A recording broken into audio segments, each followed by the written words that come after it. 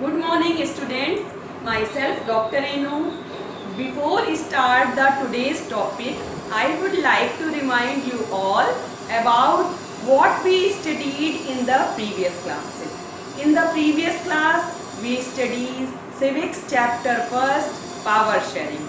Now today we are going to study history chapter first, the rise of nationalism in Europe. But before I start my class, I would like to all of you to know what is nationalism. What is nationalism? Nationalism क्या है और ये कैसे emerge हुआ, ये concept कैसे अस्तित्व में आया, कैसे लोगों ने जाना। तो सबसे पहले चलिए हम ये जान लेते हैं कि हम nationalism है क्या। Nationalism refers to the feeling of oneness and common consciousness that emerges when people living in a common territory share the same historical, political and cultural background. People may be speaking different languages as in the case of India, but the love for their nation keep them together. It means कि जो nationalism है वो किसकी ओर संकेत करता है, वो एक कॉमन मतलब एक होने की भावना की ओर।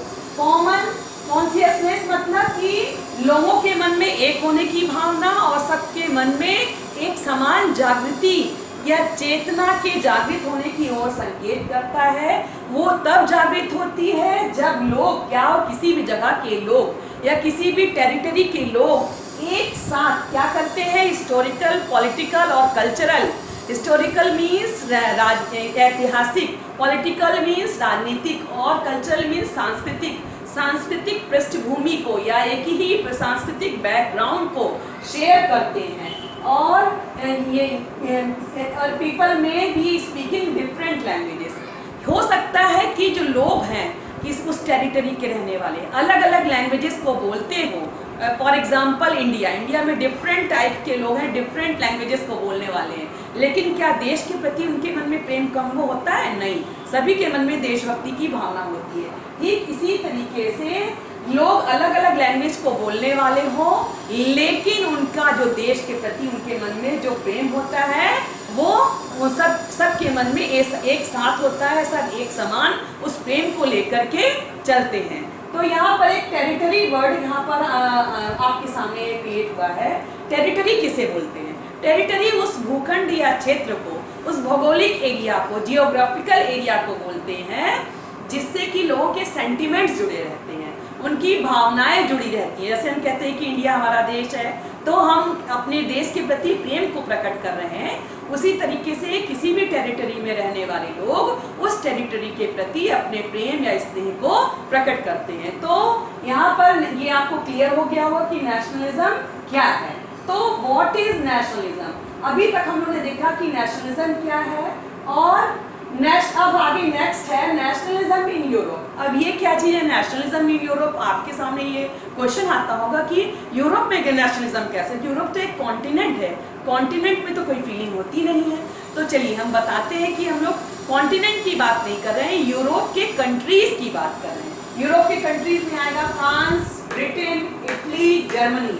फ्रांस, ब्रिटेन, कैसे फ्रांस में नेशनलिज्म की फीलिंग इवॉल्व हुई, कैसे ब्रिटेन में फीलिंग इवॉल्व हुई नेशनलिज्म की, कैसे इटली में नेशनलिज्म की फीलिंग इवॉल्व हुई और कैसे जर्मनी में नेशनलिज्म की फीलिंग क्रिएट हुई और वो कैसे एक नेशन स्टेट के रूप में उभर करके सामने आया। तो अब यहाँ पर ये क्वेश्चन पुटअप होता है कि कैसे, पहले तो डेमोक्रेसी नहीं होती थी, पहले तो मल्टीनेशनल एम्पायर्स होते थे। For example Ottoman empire Turkey का एक एम्पायर था और ठीक उसी तरीके से बहुत सारे एम्पायर होते थे जिनमें कि राजाओं का शासन होता था और मोनार्की चली आ रही थी। तो फिर वो कैसे खत्म हुई, कैसे ये नेशनलिज्म की फीलिंग इवॉल्व हुई ब्रिटेन, फ्रांस, इटली और जर्मनी में। तो इसके लिए हम बताएंगे कि emergence of nation state replacing multinational dynastic empire of Europe.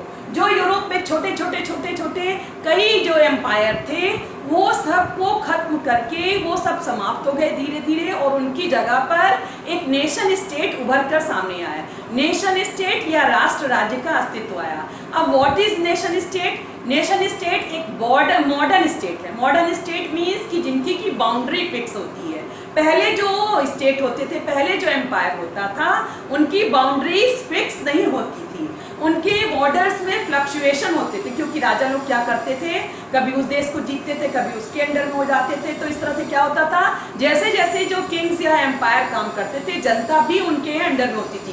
कभी प्रजा जो जनता एक राजा के अंडर में होती थी, कभी दूसरे राजा के अंडर में। तो इससे क्या होता था, इससे देशभक्ति की भावना उनके मन में पूरी तरीके से जागृत नहीं हो पाती थी, क्योंकि जब तक कलेक्टिव आइडेंटिटी की भावना ना हो, सामूहिक एकता की भावना ना हो, तो लोग अपने देश के प्रति या अपने देश के लिए संघर्ष नहीं कर सकते हैं और देश के प्रति प्रेम उनमें नहीं जागृत हो सकता। तो इस तरीके से मल्टीनेशनल डायनेस्टिक एम्पायर के जो यूरोप थे, उनको उनकी जगह पर नेशन स्टेट का इमरजेंस हुआ। मैंने पहले ही बताया कि नेशन स्टेट क्या है, मॉडर्न स्टेट है। पहले जो राज्य होते थे उनकी बजाय ये मॉडर्न स्टेट है। इसकी नेशन स्टेट की डेफिनेशन इस तरह से है, the concept of nation state was in which people and rulers of the land come together to develop a common identity and shared history. तो नेशन स्टेट राष्ट्र राज्य क्या होता था, इसमें लोग और उसके साथ ही साथ उस जगह पर रूल करने वाले शासक भी एक साथ आते थे। किस लिए आते थे? ताकि लोगों के मन में एक सामूहिक एकता या सामूहिक पहचान की भावना जागृत कर सके, और साथ ही साथ वो एक कॉमन हिस्ट्री मतलब उनकी जो हिस्ट्री थी, उनका जो पास था वो सेम होता था। उन दोनों का, रूलर का भी और जो पीपल होते थे, दोनों का सेम हिस्ट्री पास्ट होता था, उसको शेयर करते थे। तो इस तरीके से हम देखते हैं कि नेशन स्टेट ये होता था। तो अब नेशन स्टेट, अभी हम लोग ने पढ़ा नेशनलिज्म, अब नेशन स्टेट। अब यहाँ पर क्वेश्चन ये पुटअप होता है कि फ्रांस में नेशनलिज्म कैसे आया, फ्रांस में नेशनलिज्म की फीलिंग कैसे इवॉल्व हुई, वो मैंने आपको बता दिया कि मल्टीनेशनल डायमेंशन को चेंज करके, रिप्लेस करके, उसके थ्रू ही नेशन स्टेट का प्रादुर्भाव हुआ। और इसके साथ ही साथ बहुत सारे, जैसे जैसे ये बदलाव आए तो बहुत सारे चेंजेस भी आए, बहुत सारी समस्याएं आई। वो क्या समस्याएं थी और नेशनलिज्म क्या है, कैसे फ्रांस में नेशनलिज्म की फीलिंग इवॉल्व हुई, कैसे नेशन स्टेट इवॉल्व हुए, ये सब आगे चल के हम इस चैप्टर में रीड करेंगे। तो जो चैप्टर का जो स्टार्टिंग पॉइंट है, वो स्टार्टिंग पॉइंट है पेंटिंग ऑफ फ्रेडरिक सोरो। फ्रेडरिक सोरो एक पेंटर थे और उनकी पेंटिंग का नाम था the dream of world wide democratic and social Republic. बच्चों यहाँ पे क्वेश्चन बहुत इंपॉर्टेंट है जो अक्सर एग्जामिनेशन में पूछा जाता है कि write the title of the Frederic Sorrieu painting. Frederic Sorrieu की पेंटिंग का टाइटल लिखिए। तो यहाँ पर फ्रेडरिक सोरो की पेंटिंग का टाइटल है the dream of world wide democratic and social Republic. तो ये आपको टाइटल है। अब इसको आप मिस मत करिएगा, ये आप लर्न कर लीजिएगा। अब यहाँ पर जो फ्रेडरिक सोरो थे, उन्होंने एक जो पेंटिंग बनाई, उन्होंने एक विजन किया, एक यूटोपियन विजन। अब ये यूटोपिया क्या होता है, यूटोपियन विजन क्या होता है? यूटोपियन विजन एक इमेजिनरी विजन, एक काल्पनिक विजन है जिसमें कि बहुत अच्छी चीज की कल्पना की जाती है, और उसमें उन्होंने ये कल्पना की थी कि जितने भी वर्ल्ड के कंट्री हैं उनको डेमोक्रेटिक कंट्री बनाया जा रहा है। फॉर एग्जाम्पल हम लोग के यहाँ भारत में ये माना जाता है राम राज्य की कल्पना की जाती है, राम राज्य की कल्पना की जाती है, पर क्या वास्तव में वो पॉसिबल है? नहीं पॉसिबल है। इसी तरह सपोज कीजिए कि हम लोग ये विजन करने लगे कि हम लोग उड़ने लगेंगे, तो क्या हम लोग उड़ने लगेंगे? नहीं। तो इस तरीके से यूटोपियन एक काल्पनिक विजन होता है। तो फ्रेडरिक सोरो ने एक पेंटिंग बनाई और उसमें dream of world wide democratic and social Republic. बच्चों यहाँ एक इम्पॉर्टेंट चीज मैं आज आपको क्लियर कर देना चाहती हूँ कि जब मैं पढ़ा रही हूँ तो आप अपने पास अपनी बुक को लेकर बैठिए, जिससे कि आपको कॉन्सेप्ट को समझने में प्रॉब्लम ना हो।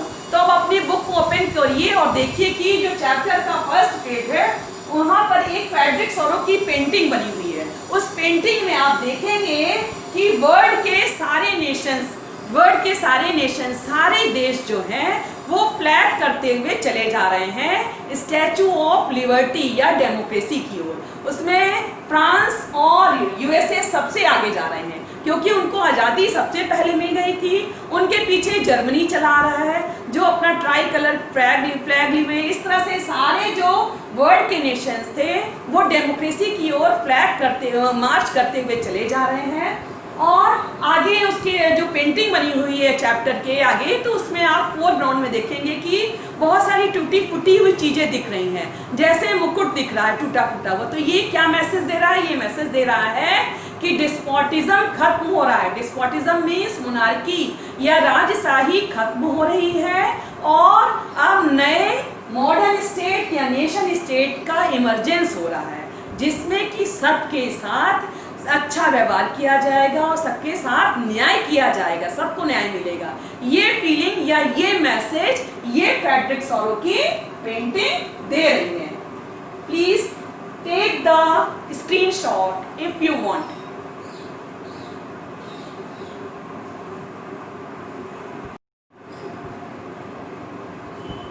आई कंटिन्यू माई नेक्स्ट टॉपिक।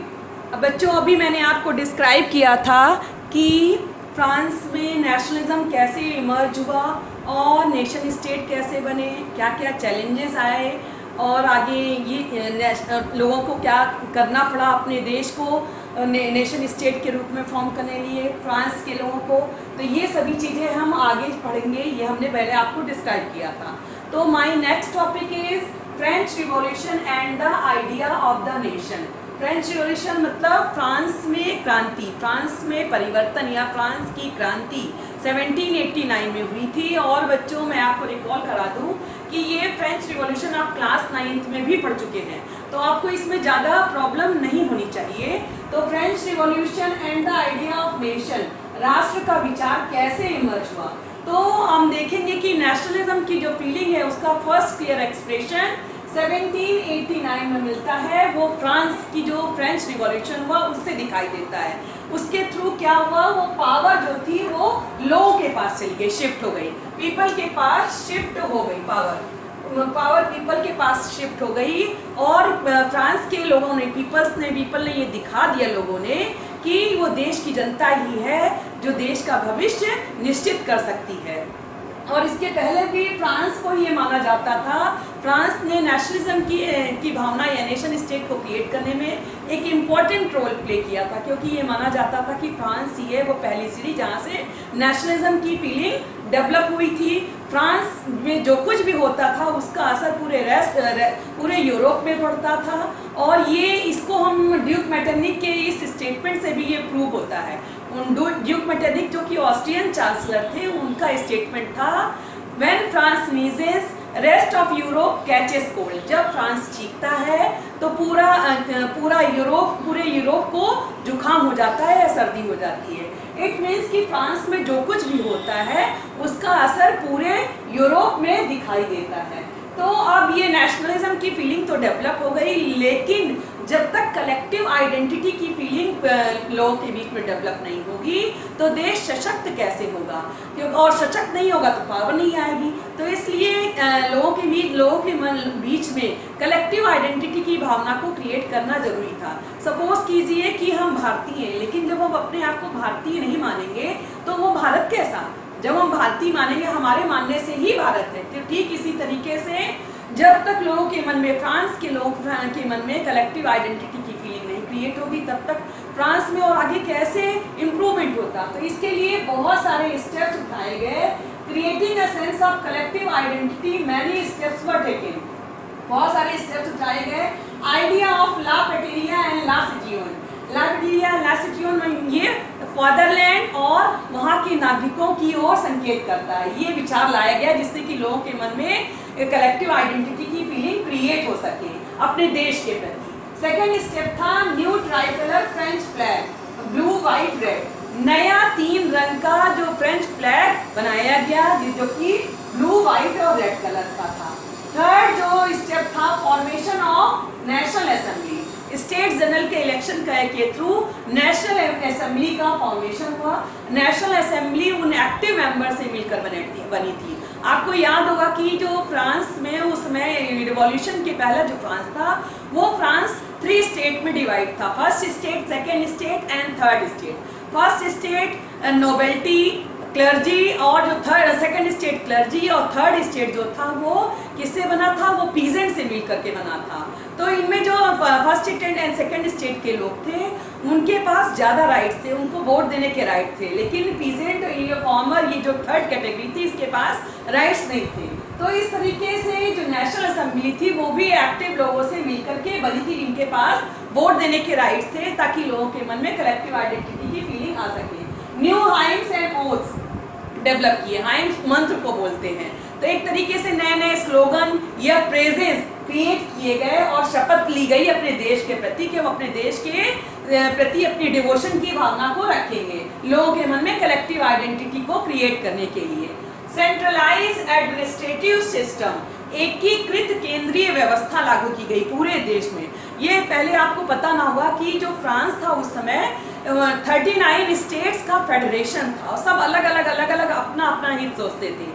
तो बाद में रिवॉल्यूशन के बाद पूरे देश में केंद्रीकृत व्यवस्था लागू की गई, जिससे पूरे देश को सही ढंग से संचालित किया जा सके। सपोज कीजिए कि अगर भारत है और भारत को हम ये अलग अलग स्टेट्स में डिवाइड किया जाए, अलग अलग रीजन में, तो वहाँ के लोग क्या हुआ, भारत के साथ अच्छी तरह से नहीं जुड़ पाएंगे। अगर इन सबको हटा दिया जाए और पूरे कंट्री को एक कर दिया जाए, तब वो उनका भारत के प्रति प्रेम या कलेक्टिव आइडेंटिटी जागृत हो पाएगी। तो इसलिए पूरा सेंट्रलाइज एडमिनिस्ट्रेटिव सिस्टम रखा गया। Internal custom duties and dues were abolished. Internal custom duties it means, मैंने पहले ही बताया कि जो फ्रांस था उस समय 39 स्टेट्स का फेडरेशन था, और हैम्बर्ग से न्यूरेमबर्ग तक जाने के लिए केवल जो सेल करने के लिए जो मर्चेंट्स थे, उनको अपने सामान को सेल करने के लिए 11 टैरिफ बैरियर को क्रॉस करना पड़ता था, और उनमें उनको 5% टैक्स देना पड़ता था, जिससे उनके ऊपर ज़्यादा बर्डन आ जाता था। तो ये सबको देखते हुए जो कस्टम ड्यूटीज थी इंटरनल, उनको हटाया गया, और ड्यूज जो भी उनके ऊपर जो भी लोगों के ऊपर, मर्चेंट्स के ऊपर, पीजेंट्स के ऊपर, लोगों के ऊपर जो कर्ज थे, उनको माफ कर दिया गया। 7 था uniform system of weight and measurement. पूरे देश में एक समान वेट और मेजरमेंट की पद्धति डिसाइड की गई, ताकि सारे देश में एक ही जगह एक जैसी पद्धति का प्रयोग किया जा सके और लोगों को इजी हो सके एक जगह से दूसरे जगह पे जाने में और सामान खरीदने में मर्चेंट्स को। और एग्जांपल कि उस समय पूरे फ्रांस में 32 करेंसीज थी, उन 32 करेंसीज को हटा करके केवल 2 करेंसीज को रखा गया। इसके बाद नेक्स्ट स्टेप था French became the common national language. इसके साथ ही मैंने पहले ही बताया आपको कि 39 स्टेट्स का फेडरेशन था, अलग अलग लैंग्वेजेस थी, अलग अलग रीजन में बोली जाती थी। तो उन सबको हटा करके फ्रेंच को पूरा नेशनल लैंग्वेज के रूप में डिसाइड कर दिया कि आप सभी को के लिए फ्रेंच कंपलसरी हो गई थी। तो ये सारे स्टेप्स उठाए गए थे collective create sense of collective identity की फीलिंग को क्रिएट करने के लिए। अब नेशनलिटी की फीलिंग डेवलप हो गई, अब creating sense of collective identity की फीलिंग डेवलप हो गई, ये भी आ गई। तो फ्रांस में जब क्रिएट हो गई तो फ्रांस से बाहर भी दूसरे देशों में फैलेगी, यूरोप की दूसरे कंट्रीज में फैलेगी, यूरोप के अदर कंट्रीज के लोग भी चाहेंगे कि उनके देश में भी रिवॉल्यूशन आए और वो भी आज़ादी से रह सके। तो इस फीलिंग को जो फ्रेंच आर्मीज थी वो भी अपने साथ बाहर के दूसरे कंट्रीज में ले गई। तो ये नेशनलिज्म की फीलिंग स्प्रेड हुई यूरोप की अदर कंट्रीज में, हॉलैंड में, बेल्जियम में, स्विट्जरलैंड में। और French armies began to carry the idea of nationalism abroad. और मैंने पहले ही बताया कि जो फ्रेंच आर्मीज थी उसने ये नेशनलिज्म की फीलिंग को विदेशों में भी फैलाया। तो इस तरह से हम देखते हैं कि पावर की शिफ्टिंग हो जाती है फ्रांस में। कैसे होती है? सबसे पहले नेशनल असेंबली से पावर जाती है जैकोबिन क्लब्स के पास, जैकोबिन क्लब से रॉबर्ट मिलियन मैक्सपीरे के पास, मैक्सपीरे के बाद डायरेक्टरी के पास आती है और डायरेक्टरी से नेपोलियन के पास पावर ट्रांसफर हो जाती है।